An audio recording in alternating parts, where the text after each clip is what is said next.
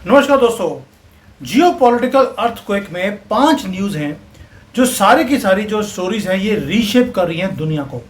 आपको लगेगा यार अगर चाइना का एक जोक अमेरिका में हो रहा है या रशियन की जो ऑयल प्राइस है उसको कैप किया जा रहा है या जापान का जो प्रधानमंत्री है उसने अगर रिज़ाइन कर दिया है तो इससे फ़र्क क्या पड़ता है। ये सारे इंटर रिलेटेड कैसे हैं दोस्तों। ये सारे के सारे वेपन्स हैं उसी सेम इनविजिबल वॉर के जो चल रहा है आज की डेट पे। आपको लगेगा ये 5 रैंडम न्यूज़ हैं, ये 5 स्टोरीज हैं, लेकिन एक्चुअली ये सारे इंटरकनेक्टेड हैं। ये पीसेस हैं, मोस्ट डेंजरस जो कोल्ड वॉर चल रहा है उसके पीसेस हैं ये। सबसे पहले शुरू करते हैं रशिया के ऊपर। अब रशिया का जो अमेरिका है रशिया के पीछे पड़ गया है। उसको जो इनके जो ट्रेजरी सेक्रेटरी हैं स्कॉट बेसेट, उन्होंने अभी एक स्टेटमेंट दिया कि हम प्रिपेयर कर रहे हैं कि रशिया की इकोनॉमी को अगले 6 महीने में कंप्लीटली कोलैप्स करना है और पुतिन को घुटनों पे लेके आना है। जो प्रेशर उन्होंने भारत पे डाला था कि तेल मत खरीदो, वो इसलिए था कि रशिया की इकोनॉमी को बंद करवाना है। अब अमेरिका क्या चाह रहा है, उन्होंने जो कोशिश किया था भारत के थ्रू फेल हो गया, हमने तेल और तेजी से खरीदना शुरू कर दिया। अब सोच के देखिए, रशिया को अगर पैसे बनाने हैं तेल बेचकर तो उसकी जो कॉस्ट ऑफ प्रोडक्शन है वो $63 है एक बैरल की। और अमेरिका ने क्या बोला कि आप $60 से ऊपर पेमेंट कर ही नहीं सकते ताकि रशिया को हर रोज का नुकसान हो। अब अमेरिका ने मिडिल ईस्ट कंट्रीज को बोल दिया आप तेल की प्रोडक्शन को और तेज कर दीजिए। जब वो फ्लड करेंगे पूरे के पूरे चीप ऑयल के साथ मार्केट को तो तेल का रेट नीचे गिर जाएगा, और जैसे ही तेल नीचे गिरेगा तो पुतिन को हर रोज का नुकसान होगा, मिलियंस नहीं बिलियंस का। ऊपर से डॉलर के सिस्टम से ऑलरेडी वो बाहर है। बैंकों को बोल दिया कि इसकी पेमेंट्स को प्रोसेस नहीं करना रशिया के, वो किसी और करेंसी में हो तो भी। अब हम मैथ्स देखिए, मैथ्स की जब वो नंबर्स देखते हैं कि रशिया रोज के 5 से लेकर 10 बिलियन बैरल्स ऑफ तेल रोज का निकालता है, और अगर उसमें से 30-40% भी $60 से नीचे गया यानी कि 200 से लेकर $500 मिलियन का नुकसान हर रोज का होगा। और यही जीनियस पार्ट है जो डोनाल्ड ट्रंप ने सोचा अभी कि पुतिन को घुटनों पे लेके आना है। जीनियस पुतिन की तरफ से नहीं, डोनाल्ड ट्रंप की तरफ से है।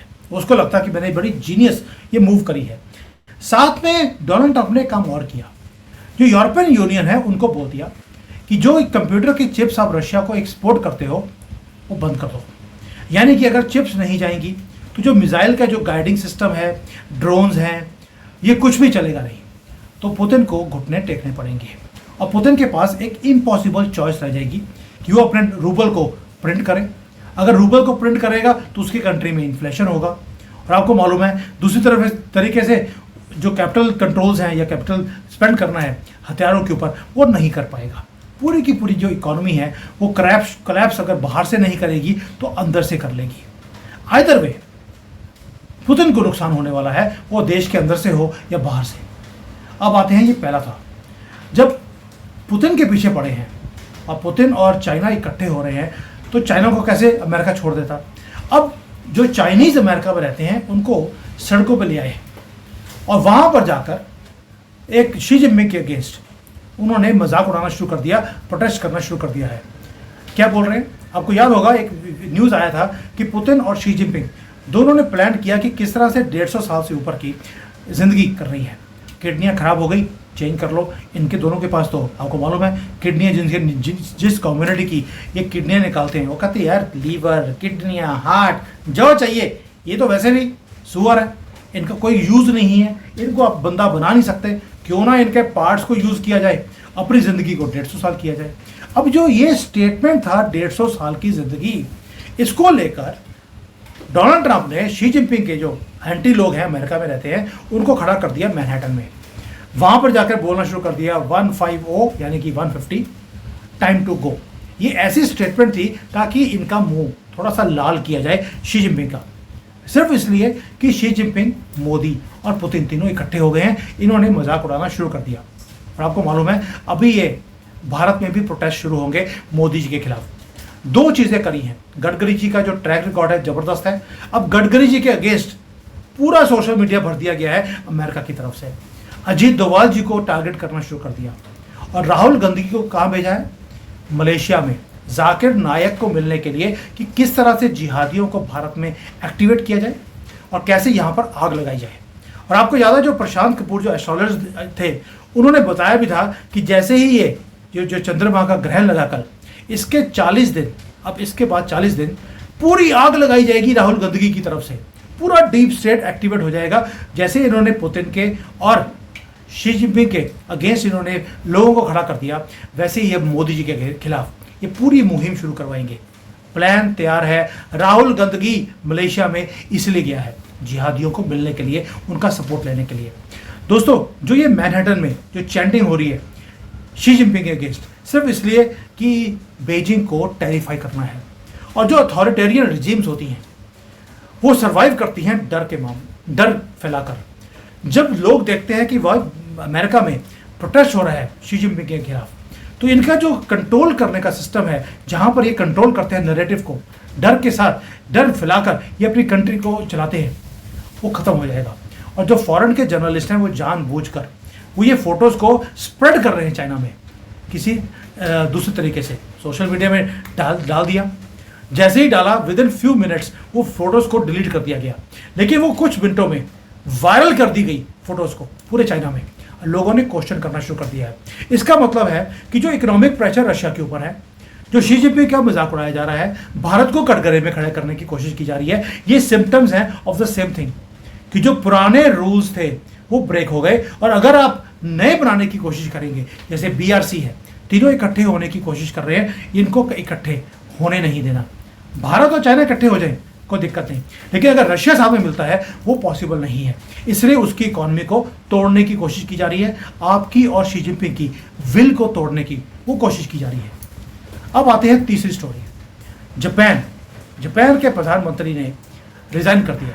थोड़े से दिन हुए थे अभी प्रधानमंत्री बने हुए और रिजाइन करना पड़ गया। कई लोग तो बोलते हैं कि भाई जो लोकल इलेक्शंस हुए थे उसमें जो हार हुई है उसके कारण इनको रिजाइन करना पड़ा। कई लोग बोलते हैं कि अमेरिका ने करवाया क्योंकि जापान ने भारत के साथ टाइप कर लिया, टेक्नोलॉजीज को ट्रांसफर कर रहे हैं, इसलिए उनको प्राइस पे करनी पड़ी। लेकिन कई लोग बोलते हैं कि वहाँ पर एक पेंशन जो फंड्स हैं उसमें स्कैंडल हुआ था, इट वेंट रॉन्ग, तभी उनको रिजाइन करना पड़ा। लेकिन मामला कुछ और है। जो इशिबा हैं, जो उनके प्रधानमंत्री थे, वो एक मिसाइल सिस्टम्स को क्रिएट कर रहे थे जापान के अंदर तेजी से। पैसे इनके पास है नहीं, ऑलरेडी कर्जे में कंट्री डूबी हुई है, 300% से ज़्यादा GDP से इनके ऊपर कर्जा है। तो जो लोकल लोग थे उन्होंने बोलना शुरू कर दिया, अभी तुम डिफेंस के ऊपर इतना पैसा लगा रहे हो, और लगाया इसलिए जा रहा था ताकि चाइना को काउंटर कर सके, जो चाइना का जो काउंटर स्ट्राइक मिसाइल्स है वो क्रिएट की जाए। लेकिन जैसे ही ये फंड्स को रोक दिया गया, क्योंकि फंड्स भी कितने थे, 1.6 बिलियन की बजाय $8 बिलियन का इन्वेस्टमेंट करना था। जैसे ही ये स्ट्राइक डाउन हुआ, आप समझ लीजिए कि it was a death warrant for Japanese प्रधानमंत्री। और 18 महीने अब डिले हो गया है जापान का डिफेंस सिस्टम जो उन्होंने चाइना के खिलाफ बनाना था। 18 महीने ये पीछे हट गए और चाइना जो है वो अपने आप को मिलिटराइज करता जा रहा है साउथ चाइना सी में। 2027 में उम्मीद है सभी को कि जब चाइना अपना जो नेवल बेस है, नेवल शिप्स हैं, वो इतनी ज़्यादा इंक्रीज कर लेगा कि अमेरिका इनको मैच नहीं कर पाएगा। दैट इज़ द टाइम जब ये ताइवान के ऊपर धाव बोलेंगे। चाइना को काउंटर करने के लिए जापान तैयारी कर रहा था, उसके सिस्टम को बिल्कुल ही कोलैप्स कर दिया गया है। अब जो मार्केट है उसको समझ आ गया था, येन ड्रॉप कर गया, बॉन्ड की जो मार्केट्स हैं वो टैंक कर गई हैं, और जो डिफेंस के स्टॉक्स हैं जापान के वो भी क्रैश कर गए हैं। यानी कि जापान का जो पॉलिटिकल सिस्टम है पूरा पैरालाइज हो चुका है। ये कोई डोमेस्टिक न्यूज़ नहीं है दोस्तों। जापान अमेरिका का बहुत क्लोज अलाई है, यानी कि अगर अमेरिका के क्लोज अलाइज के अंदर क्रैक आने शुरू हो गए हैं, इसका मतलब है वेस्टर्न अलायंस के अंदर भी क्रैक आ रहे हैं। ये है एक्चुअल न्यूज़ कि जापान अमेरिका के साथ जुड़कर डूबेगा ही डूबेगा, यानी कि अमेरिका के साथ जो भी लगा वो डूबा ही है। अब आते हैं कि अगर अमेरिका ने चाइना के साथ, रशिया के साथ, जापान के साथ पंगा लिया है तो चाइना पीछे कैसे हटेगा। अब चाइना ने पंगा कैसे लिया, खूबसूरत चीज़ है जो बताने वाला हूँ। हमारे इंडियन मीडिया ने कवर नहीं किया, मुझे दुख है इस बात का। चाइना ने क्या किया, हैकर्स भेजे। हैकर्स जो थे वो गए वहाँ पर कांग्रेसमैन के पास, जो 12 सिटिंग कांग्रेसमैन थे उनको एक इनवाइट भेजा गया, फेक इनवाइट। उसके अंदर ईमेल के अंदर लिखा हुआ था ताइवान के अंदर जो आर्म्स का पैकेज है उसके ऊपर हमने मीटिंग करनी है। एक कांग्रेसमैन ने उसको क्लिक कर लिया, ईमेल को क्लिक करते ही उनके वहां पर वायरस चला गया। वायरस ये था कि उनकी जितनी ईमेल्स हैं, उनकी जितने लिस्ट हैं डोनर्स की, वो सारी चीज़ें प्लस उनके शेड्यूल ज़रूर किसको मिल रहे हैं, क्या करना है, वो सारे की सारी चीज़ें चाइना के पास पहुंच गई एक ईमेल खोलने के बाद। अब चाइना को मालूम है कि भी जो कांग्रेसमैन है वो वॉशिंगटन में कहाँ जा रहा है, क्या कर रहा है, और उसके जो ऑफिस में कब आएगा। जिस दिन वो ऑफिस में आएगा तब वो प्रोटेस्टर्स को वहाँ भेजते हैं कि ताइवान के साथ मिलकर तुम्हें उनको सपोर्ट नहीं करना है। यानी कि स्टेज्ड प्रोटेस्ट उस दिन होते हैं जिस दिन की मंत्री जी अपने ऑफिस में आते हैं। ये जो लीक है इतनी ज़्यादा डैमेजिंग है कि अब अमेरिका को स्पेंड करना पड़ रहा है मिलियंस ऑफ डॉलर्स, ताकि ये जो सारे डिवाइसेस हैं, ये लैपटॉप्स हैं, इनको चेक किया जा रहा है और उनके अंदर से वायरस को निकाला जा रहा है। लेकिन डैमेज ऑलरेडी हो चुका था। यानी कि ताइवान हो, चाइना के खिलाफ कोई भी इन्होंने रेफरेंडम निकालना हो, वो सारा कुछ बीजिंग के पास पहले ही है। और जब से पहले, इससे पहले कि जो कांग्रेस के लोग हैं अमेरिका के अंदर वो कोई डिसीजन ले, जो कोई एक्शन ले, चाइना पहले ही एक्शन उनके खिलाफ ले लेता है। यहाँ तक अटैक है चाइना का अमेरिका के सिस्टम के अंदर। अब आखिरी न्यूज़ वो है G20 से। G20 में आपको मालूम है जितने भी G20 के लीडर्स हैं वो सारे के सारे वो खुद जाते हैं, लेकिन डोनाल्ड ट्रंप ने बोल दिया मैं नहीं जाऊंगा, मेरी जगह पे मेरा वाइस प्रेसिडेंट है वो जाएगा। डोनाल्ड ट्रंप को इतना डर क्यों लगता है? अभी उन्होंने बोल दिया कि मैं भारत में मीटिंग होनी है, मैं वहाँ नहीं आऊँगा। अब उन्होंने बोल दिया कि मैं क्वाड की मीटिंग में नहीं आ रहे, अब G20 में नहीं जा रहे। मुझे लगता है कल को ये जो इनके अपनी कंट्री में यूनाइटेड नेशंस में कोई मीटिंग होती है ये वहाँ पे भी जाएगा नहीं, डर के मारे, क्योंकि मालूम है कि इनकी इकॉनमी डाउन है। लेकिन मुद्दा कुछ और है। साउथ अफ्रीका ने अभी अभी आपको मालूम है एक मीमो साइन किया है रशिया और चाइना के साथ कि ये जो अमेरिका ने हमारे ऊपर टैरिफ लगा दिया इसको काउंटर कैसे करना है। यानी कि वेस्टर्न सैंक्शंस के खिलाफ एक पैक्ट वहाँ चल रहा है जो साउथ अफ्रीका, चाइना और रशिया के साथ मिलकर कर रहा है। पनिशमेंट अमेरिका को देनी थी, उन्होंने पनिशमेंट ये दी कि G20 में डोनाल्ड ट्रंप नहीं जाएंगे। प्लस वर्ल्ड बैंक को बोल दिया कि साउथ अफ्रीका अगर लोन लेने के लिए आएगा तो आपको लोन नहीं देना है। ये है पनिशमेंट कि अगर आपने जहां पना डोनाल्ड ट्रंप के सामने झुककर सलाम नहीं किया तो आपको ना तो पैसे मिलेंगे, ना ही आपकी कंट्री में हम आएंगे। दोस्तों, साउथ अफ्रीका वो कंट्री है जो ऑलरेडी ब्रिक्स के अंदर बहुत स्ट्रांगली आगे चल रहा है और वो कह रहा है कि मैं डॉलर के सिस्टम के अंदर मैं एंटर नहीं करना चाहता, मैं अपनी करेंसी में काम करना चाहता हूँ। अब उसको घुटनों पे लेके आने के लिए पहले तो इसको व्हाइट हाउस पे बुलाया, साउथ अफ्रीका के प्रेसिडेंट को उसकी बेइज्जती करी गई मुंह के ऊपर। अब फाइनेंशियल सिस्टम में बोल दिया गया है सबको, IMF को, वर्ल्ड बैंक को पैसे नहीं देने और आहिस्ता आहिस्ता उनको स्ट्रैंगुलेट किया जा रहा है। ये सारे के सारे जो हिडन पैटर्न्स हैं, आप देखिए इसको डॉट्स को अब जोड़ना पड़ेगा आपको कि क्या डॉट्स हैं। रशिया की इकॉनमी सिस्टमेटिकली उसको डिसमेंटल करने की कोशिश की जा रही है। ऑयल की मार्केट में फ्लड किया जा रहा है तेल को, चिप्स रिस्ट्रिक्ट किए जा रहे हैं ताकि पूरी की पूरी इकॉनमी प्लस आर्म्स का जो सारा सिस्टम है वो कोलैप्स कर जाए। दूसरी तरफ चाइना को मौकरी की जा रही है अमेरिका के अंदर। जापान का जो डिफेंस का टाइमलाइन है उसे कोलैप्स कर दिया गया है और पॉलिटिकल जो सिस्टम है उसे डिसफंक्शन कर दिया। दूसरी तरफ से चाइना भी काउंटर कर रहा है। जियो पॉलिटिक्स एक ही जब बंदा जीत जाए ऐसा होता नहीं है, जब आप कुछ करते हैं तो सामने वाला भी कुछ करेगा। चाइना ने भी कांग्रेस के अंदर साइबर इन्फिल्ट्रेशन कर लिया है और वहाँ पे सारा कुछ जो उनके प्लान्स है वो चाइना के पास पहले पहुँच गए हैं। और साउथ अफ्रीका, उसको फोर्स किया जा रहा है कि तुम चूज करो साइड को, फाइनेंस चूज करना है तो अमेरिका के पास आ जाओ और अगर नहीं चाहिए तो जाओ चाइना और रशिया के पास। ये जो post world war, cold war चल रहा है अभी, इसके अंदर आप देखिए हथियार किसको बनाया जा रहा है।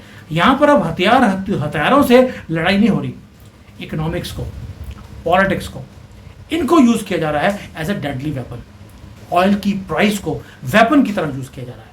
एक जोक 150 टाइम टू गो, ये जो चाइनीज प्रेसिडेंट के खिलाफ एक जोक शुरू किया है, जोक को भी आप थ्रेट की तरह यूज कर सकते हैं। एक ईमेल आपने क्लिक किया, आपको वनरेबल बना सकती है, आपके सारे सीक्रेट्स वो बाहर जा सकते हैं दुश्मन कंट्री के अंदर बिना हैंडशेक के। देखिए अमेरिका में डोनाल्ड ट्रंप नहीं जा रहे लेकिन डिक्लेयर कर दिया वॉर, बिना हाथ मिलाए। दोस्तों, ये है birth of new dangerous world war 3, जहाँ पर हथियार नहीं, यहाँ पर लड़ाई शुरू की जा रही है मार्केट्स के थ्रू, मीम्स के थ्रू, मॉलवेयर के थ्रू, वायरसेस के थ्रू और विदाउट हैंडशेक। ये जो कंफर्टेबल इल्यूजन है जो ग्लोबलाइजेशन के अंदर इन्होंने क्रिएट किया कि दुनिया में अगर ग्लोबलाइजेशन होगी, सारे एक दूसरे से मिलकर काम करेंगे तो एक परमानेंट पीस आ जाएगा। हमें पता लग गया ग्लोबलाइजेशन का मतलब था अमेरिका को स्ट्रॉन्ग करना, बाकी सारी कंट्रीज को गरीब रखना। अब वो जो मिथ था परमानेंट पीस का, वो तो टूट गया। इसलिए सभी ने बोलना शुरू कर दिया Bharat first, China first, Russia first, America first, और तुम भाड़ में जाओ। हम वो करेंगे जो हमारे कंट्री को सूट करता है। और हर एक ट्रेड रूट, हर सप्लाई चेन, हर फाइनेंशियल ट्रांजैक्शन, उसको रीप्राइस किया जा रहा है, जियोपॉलिटिकल रिस्क को कम किया जा रहा है। अगर कोई इन्वेस्टर है वो सोच रहा है कि मुझे हैजिंग कैसे करनी है। अगर कोई वोटर है वो ये पूछ रहा है आज की डेट में कि जो मेरा कैंडिडेट है ये सिर्फ स्लोगन देता है, ये काम भी कोई करता है। और जो न्यूज़ पढ़ते हैं आपकी तरह, मेरी तरह, आपको समझना पड़ेगा जो हेडलाइंस है, न्यूज़ हेडलाइन में नहीं है, उसके आसपास है। जो मैं काम करता हूं, मैं हेडलाइंस नहीं पढ़ता, मैं उसके आसपास जो बाकी की रिलेटेड चीज़ें हैं उसको इकट्ठा कर आपके सामने लेके आता हूं। क्योंकि जो प्लेट्स हैं, टेक्टोनिक प्लेट्स, वो शिफ्ट हो रही हैं दुनिया में जियोपॉलिटिक्स के अंदर। मैं दिन में 10 वीडियो भी बनाऊं वो कम है, इतनी डीप न्यूज़ हैं कि मैं बता नहीं सकता हूं। और अर्थक्वेक्स हर रोज़ आने शुरू हो गए हैं जियोपॉलिटिकल। आज ये 5 न्यूज़ दी है मैंने। आपको लगेगा ये कनेक्टेड नहीं है, लेकिन अगर क्लोजली वॉच करेंगे आपको पता लगेगा ये गेम कैसे चल रही है। क्या ये सारे जो कनेक्शंस मैंने बताए आपको, क्या whether you were able to spot the connections, या अभी भी आपको लगता है कि ये इंटरकनेक्टेड नहीं है? Please give your opinion right now. Thank you. जय हिंद, वंदे मातरम।